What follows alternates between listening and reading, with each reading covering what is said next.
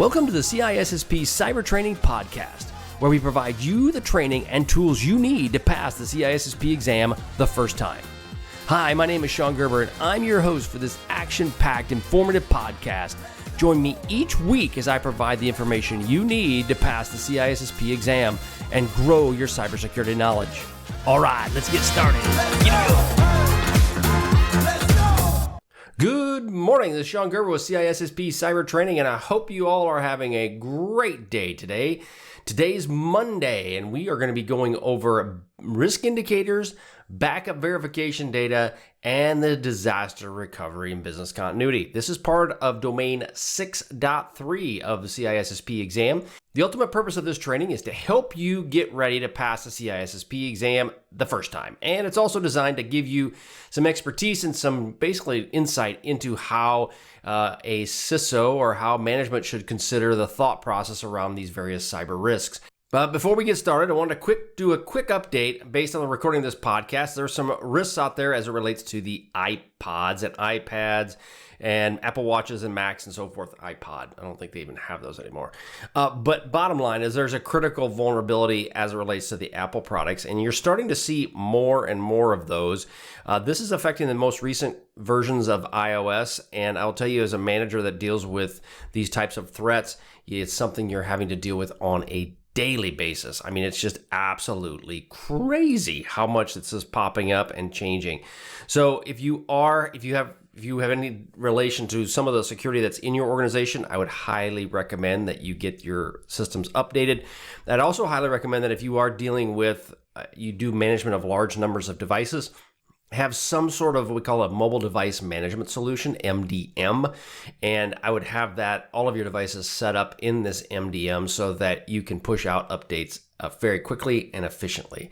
Else, making people just do the updates on their own, they won't happen, because I've tried that and I've seen situations where people had iPhones or any sort of device that are haven't been updated in 4 years. So make sure you have a mobile device management strategy for your business so that you can update your devices quickly and efficiently. Okay, so we're going to get into risk indicators, backup verification data, and disaster recovery and the BC plans. So we're going to quickly get into this, and you will see that it's got a lot of information in today's podcast. So we're going to talk about performance and risk indicators as something you'll see on the CISSP exam, and you will hear them talk about. If you have not been familiarized with KPIs, RIs, and the various likes that go with it, I should say KRIs, you're going to potentially get asked about some of these types of questions. And so you're going to have to understand, what are they coming from? Why are they asking KPIs and KRIs? So what is a performance indicator? A performance indicator is a metric that measures the effectiveness and efficiency of an organization's operations. It's typically obviously aligned to what the company wants to do and their goals and desires, but those are what you would typically track from a metric standpoint. What are their performance goals? Then you have what we call risk indicators. Now, these are metrics used to quantify the level of risks associated with the processes, systems, or activities within the organization.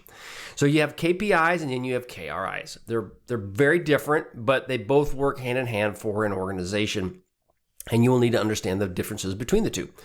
So a performance indicator, it gauges performance on how the company's doing, and it helps you drive improvements. I've used this in various situations when you're trying to manage a project. You'll have KPIs that are performance indicators that are like milestones that'll set up to help you gauge how you're doing. But I'll also talk about when you're talking risk indicators, these are identified to manage the potential threats that may be associated with what you're trying to accomplish. So let's say, for example, you are operating in, let's say Malaysia, and then you understand that based on what your business is, you have a certain level of risk based on what you've seen. So those would be a KRI. They're usually cautionary, and they point out vulnerabilities or exposures. So one could be a geographical. Two, it could be that you're working with really old systems that are severely haven't been patched, i.e. Apple devices. You could have many different ways that'll help you indicate your overall risk that you are within that area of influence. Again, it could be location, could be vulnerabilities of systems, could be pretty much anything, but you want to try to come across and express what are the risks associated within that ecosystem. Now, there's various different categories and types. You have performance indicators, the KPIs. They are critical to achieving your organization. So if you have very specific KPIs that are called out, those would be measuring what you need to achieve, like the vision, like where you're trying to go type of thing. That's very important for your company. Then there's OPIs, which is your operational performance indicators. This is your day-to-day operations. So you have KPIs, which is what you're achieving for your organizational goals. You have OPIs, which is your day-to-day operation aspects, and OPIs will feed into your KPIs. So again, as you do these daily tasks, these step by step, that will feed into your overall KPI goals that you're trying to accomplish. Now, when we get into the RIs, so the KRIs, those are critical for assessing the overall risks that impact your company's organizational objectives. So we've got KPIs, which is your organizational goals. We have KRIs, which is your organizational risk goals. And then you have ORIs. Okay, I've just thrown alphabet soup of acronyms at you. But ORIs, they assess the day-to-day operations of the risks that are affecting you. So you break it down real easy, right? So you've got your KPIs and then you have your OPIs. So, right, it's K and O. K is your vision, O is your operational day-to-day. Your KRIs, that's your vision. Your ORIs is your day-to-day. Those are the things that you want to do. Now, so let's say for an ORI example would be, you have a large set of devices that need to be updated. Well, that large set of devices that need to be updated, your plan is that I'm going to knock out 5 a day or 5 a week. That would be your ORI. That would be your goal, your day-to-day or weekly operations that are moving you towards your KRIs. So I hope that makes sense. It's basically designed, a lot of words, but it's mainly designed to help move you from step A to step B to step C, and then your overall goal is A through Z. That is your goal. Now, these are usually done, when you're coming down to your performance objectives, your performance indicators, those are done in short-term objectives. Your risk indicators both are present conditions and your future risk. Okay, so what is the time frame to get all this done? When you're dealing with KPIs, your performance indicators, these are usually focused on the present performance and your short-term objectives, right? That's your overall vision of where you want to go. Your risk indicators are based on both the present conditions of risk and your future risk scenarios, what could be affecting you in the future. So those are the 2 time frames that you have set up. And the ultimate goal of this is to make sure that you have a level of understanding of how you're going to manage each one of these from a performance standpoint and from a risk standpoint. But always keep in mind that your performance indicators are tightly connected and aligned with your organizational strategy and your overall goals, where the risk indicators are more aligned with your organizational risk management and the governance frameworks. So performance indicators are tied to your strategy. Risk indicators are tied to your risk management and governance frameworks. So let me give you just a couple quick examples around PIs and RIs. So another one of PIs is percentage of resolved security incidents. So let's say I had a SOC. When I led the SOC, we would have a certain number of security incidents that would come into the SOC. And then how fast we resolve those would be what we call a performance indicator. That would be how fast do we deal with it, how fast do we triage it, how fast do we put it to bed and shut it down. Now, and then another one of those could be times taken to detect and respond. One example would be is if you know that it takes you 5 minutes to detect it and then another 30 minutes to respond to it, that would be a potential KPI.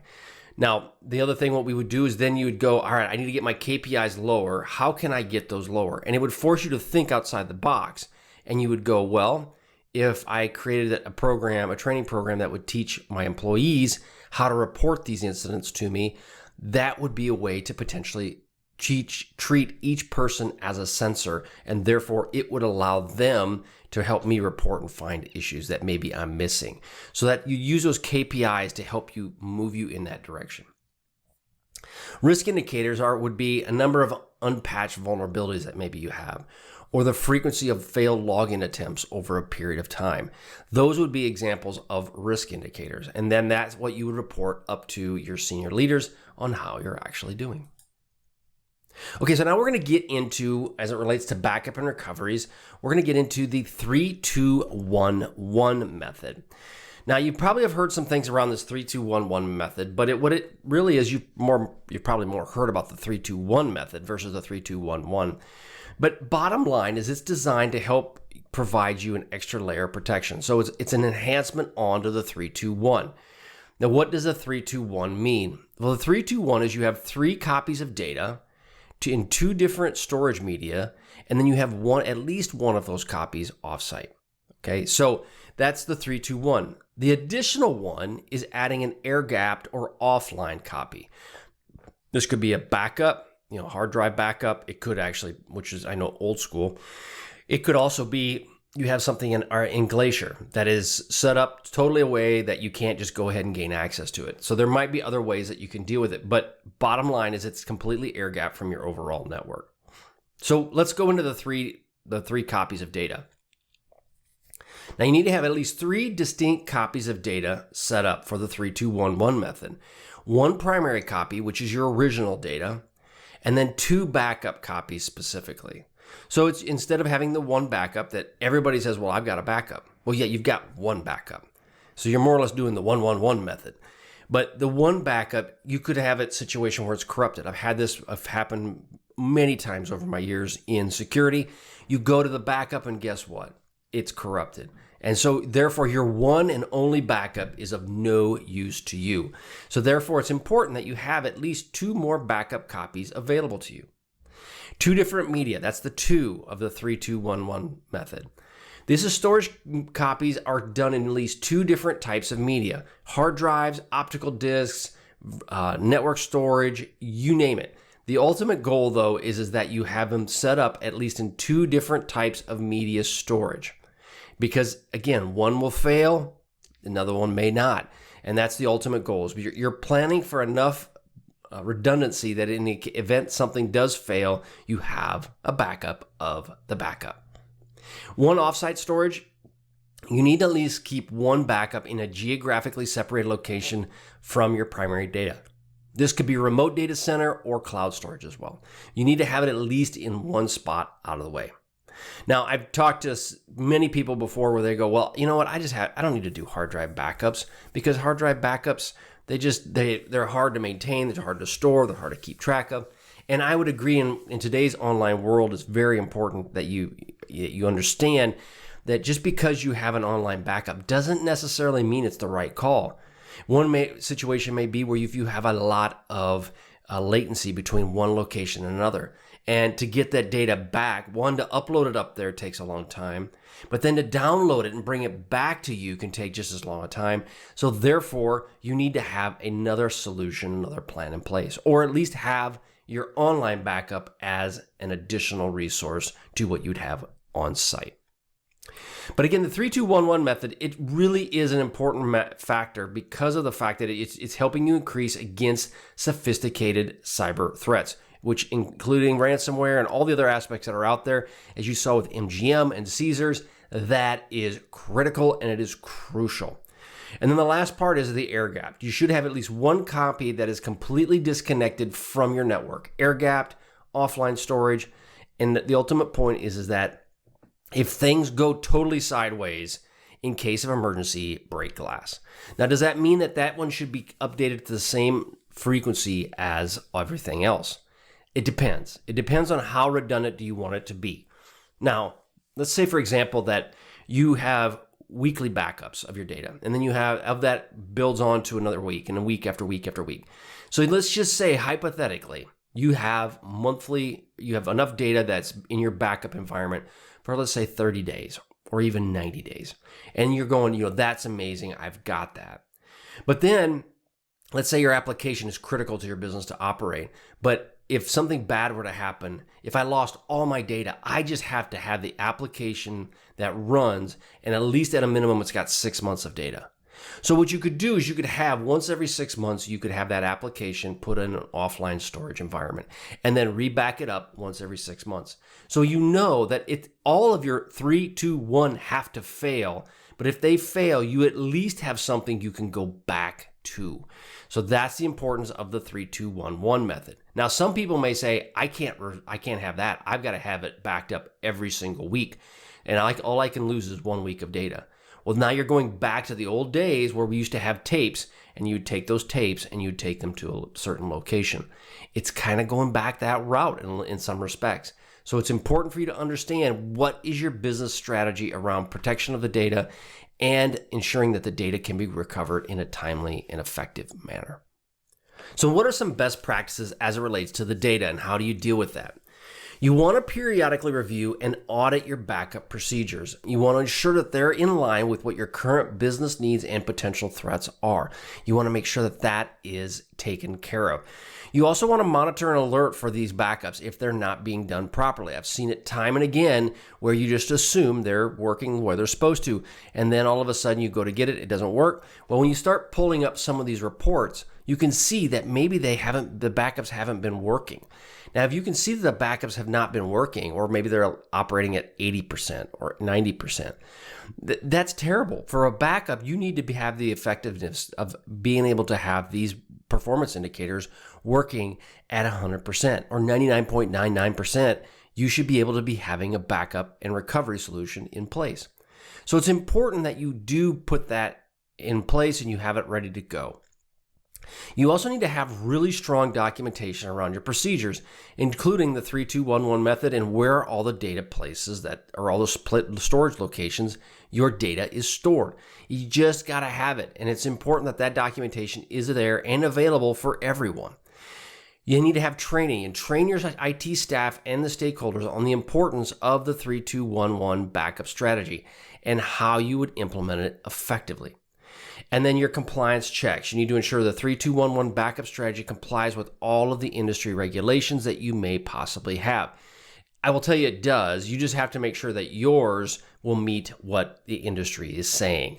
So again, audits, monitoring and alerting, documentation, training for your people, and then compliance checks, and basically coming back around and ensuring that what you have in place from an audit and a learning standpoint is exactly what you want for your company. So what are some of the backup verification methods?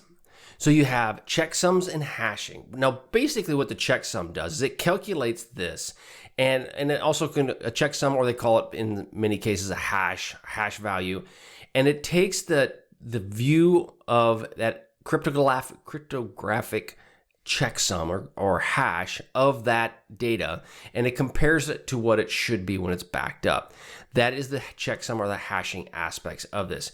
It's useful for data integrity, but not for verifying if the system is properly configured. So it just basically says the data that you have is good. Okay, from what you backed up, it is good. Now, that doesn't mean it's not corrupted. The data could be corrupted, and the checksum would not determine that, but it would tell you that it has not been tampered with, and it is good. The next one is to test your restores. You need to actually go out and restore these environments from a backup. I see it time and again that people will just assume the backup's there and they don't restore it. They just, hey, it's working like it's supposed to. But until you have to actually restore it, that is a different story. So it's important that you do have these restore options available to you. You also need to validate both the data integrity and the effectiveness of your restore procedures. By doing that, you'll ensure that the documentation, such as we mentioned before, is actually being followed and is actually useful. If you don't actually bring it back, if you don't bring back the data from where it was at one point, you don't fully know if your backup recovery procedures will even work. So it's important that you create the documentation as well as test it. You can do some automated verifications that are out there, and this will help check the validity of the backups.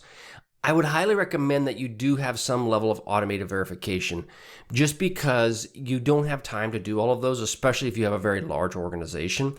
These can help alert if there's any inconsistencies that you may find within your backup.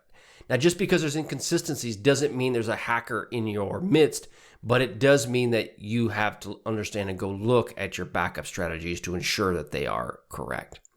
And then timestamps and log files. These timestamps are designed to help you know when the backup files were there, in what time they happen, how often they happen. This does not guarantee that the data can be successfully restored, but it will tell you that they were actually done when they were supposed to be done. So verification methods are checksums, test restores, automated verification, and then timestamps and log files. That's what you'll when you're looking to try to recover from your backups, those are the key factors you need to consider. Okay, so what are some best practices as it relates to your backup and recovery solutions? One, obviously, regularly scheduling these backups. You want to ensure that you have them set up correctly and when you want them to be done. You also need to conduct verification tasks based on your schedule you may have. Now, this could be automated verification like we talked about before, or this could be done manually, whichever you prefer. Again, like I said, an automated verification would be highly important. I would also say if you did the automated one, then you want to go back around and ensure through a manual testing that at least at a minimum you have sampled some of those backups to ensure they're still working correctly. You need to have an audit trail. Now, this would include you must have enough data for your audit. It means your log files need to be enough of them that you can actually go back and audit the data specifically and ensure that the backup had occurred as anticipated. And if there was any issues, like I mentioned before, I've run reports of my backups, and I've noticed that there has been some very telling signs out of these backup reports saying that maybe the backup and recovery solution wasn't working as planned. So it's important that you do understand that. Role-based access controls, you also want to limit access to backups and verification systems to authorized personnel only. You do not want just having anybody have access to your backups because, one, if you allow someone to do it and it gets corrupted, then what ends up occurring is now you have a bigger problem than you had when you started. So you want to ensure that you do have some level of role-based access control environment. You also want to have an isolated environment specifically designed for testing. You really don't want to test your backups on your production network. You want to ensure that you have an environment specifically set aside for it. Automated alerting, we talked about already. Multi-location storage, again, having them spread out through various locations. And you want to ensure when you're doing all of this that you go back and you review and update your overall policies for your company. This would include your backup and verification policies. Are they correct? One, are you following what your policy says? And then two, are you actually, do you even have the policies in place? So it's really important that you do that. You want to also understand how is it from a DR and BC integration. So how do your backups work in the event that there's a disaster recovery or you have some level of business continuity operations you have to go through. And then lastly, you want to have some training and awareness designed for your IT staff to understand your backup policies as well as what is their role in your backup and recovery strategy. Okay, in 6.3, we briefly kind of go over DR and business continuity standards and the programs associated, but when you get into section 7, there's a much larger area around disaster recovery and business continuity. And so we're just going to kind of briefly touch on those as it relates to those two programs, and then you can expect to see it. If you go to CISSP Cyber Training, there's more of that data and information available to you there. So again, DR and BC programs, what are they? Well, DR is a disaster recovery and BC is what we call business continuity. So what is disaster recovery? It is designed to prepare your teams or to help you, whoever you're working with, to restore critical IT systems and the data after a disaster. Now, a disaster can be many, many things. It can be tornadoes, it can be floods, it can be hurricanes or tsunamis. It can be all those kinds of things. It can be fire, right? But it also is, in the case that we're seeing more and more today, is ransomware type attacks, which are actually just like a disaster. The downside is that with a tornado, I live in Kansas, we used to have tornadoes, we don't have too many of them anymore, but a tornado will come through and it'll wipe out parts of the country, right, of this local area. But again, your odds are relatively high that you're not going to get totally destroyed by this tornado. They only hit a very small subset, so they don't come very often. So as it relates to the insurance people, they think that they have actuarial tables that'll tell them how often a tornado will roll through Kansas. And so they know they can base their insurance on that. Ransomware is happening so frequently that it doesn't really matter. The actuarial tables around insurance, they can't build those out because there's so many fluid variables to it. As it relates to a tornado, I have no way of stopping a tornado or even slowing it down. But I do have the ability to stop or mitigate or slow down a ransomware attack. So that's why the difference is. Now, when you're dealing with disaster recovery, you have to plan for all these various aspects. This would include system restoration, data recovery, and your fallback procedures in the event something were to happen. Business continuity training is to prepare your organization to continue the essential business functions during and after the disaster. Business continuity training is to prepare the organization to continue the essential business functions during the event or during the disaster and after the disaster. So during that entire process. But it's, again, the key thing to take out of there is essential business functions. This is where you deal with a broader organizational process. This includes staff roles, communications, critical business operations. All of those aspects are considered under the business continuity training. So disaster is your IT systems, your data, post-disaster while it's actually even occurring. And then your business continuity is ensuring that essential business functions are operating. So disaster recovery is recovering, business continuity is maintaining. So when you're dealing with some key points around disaster recovery training, you want to have procedures for system backups. How do you restore them? And this kind of comes back to what we talked about before. You want to have the procedures so that you can bring them back to life in the event something bad were to happen.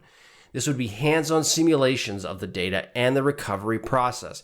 There would be guidelines, which we talk about in the CISSP, where your guidelines are more or less like a checklist designed to help you guide you through this process of setting up alternate technical infrastructures in the event something would have In your business continuity training, this should be business impact analysis should be occurring. So what would occur? How would your business be impacted in the event of a situation? And you'd go through a BIA process to understand what are the downsides of this happening. You'd have crisis communication protocols. Who do I contact? If I use Teams, do I use Zoom? What do I use to communicate with people? Do I send out emails? Do I use WeChat? All of those things will be thought of in the business continuity training. And then your procedures for reestablishing your critical business functions would be under business continuity training as well. When you're dealing with disaster recovery testing, you want to do this more frequent than you'd actually anticipate you probably should.